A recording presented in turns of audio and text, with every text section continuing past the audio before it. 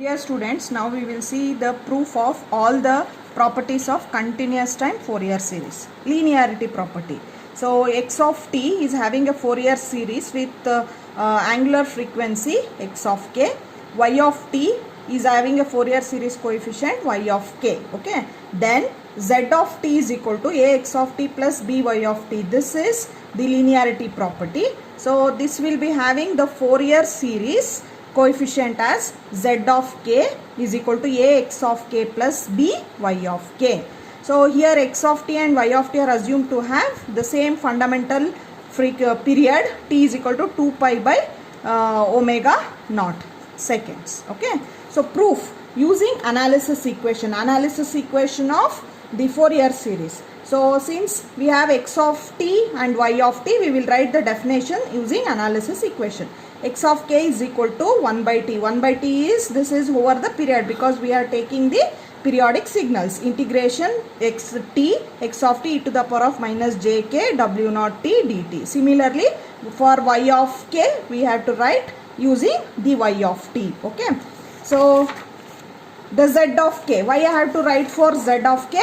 Because we have to prove z of t, we will have a Fourier series coefficient of z of k. What is z of t?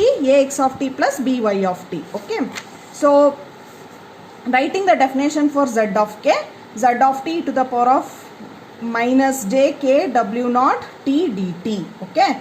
So instead of z of t, we substitute ax of t plus by of t.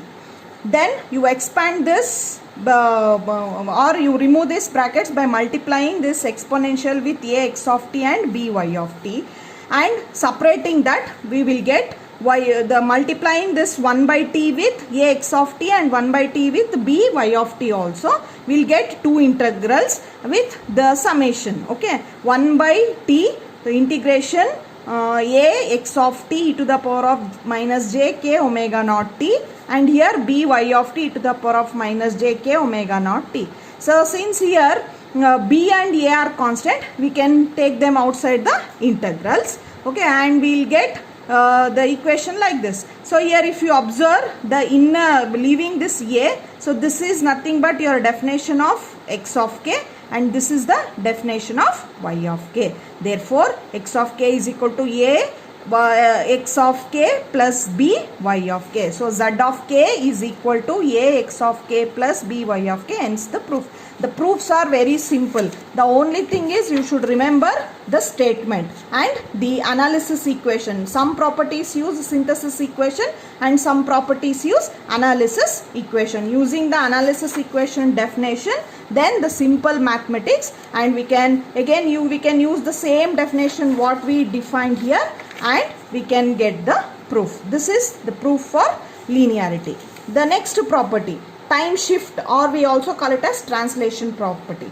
If x of t is having Fourier coefficient x of k, so the time shift is defined as w of t, okay, which is equal to x of t minus t naught. So if you want to find the Fourier series for time shift of the signal means, then we will be getting x of k which is multiplied by an exponential. So the proof for this, again we will take the analysis equation, write the definition for x of k. Now here instead of this x of t, so I should write w of t. Okay, or skipping this, directly we can write, so w of k is equal to 1 by t x of t minus t naught e to the power of minus jk w naught dt.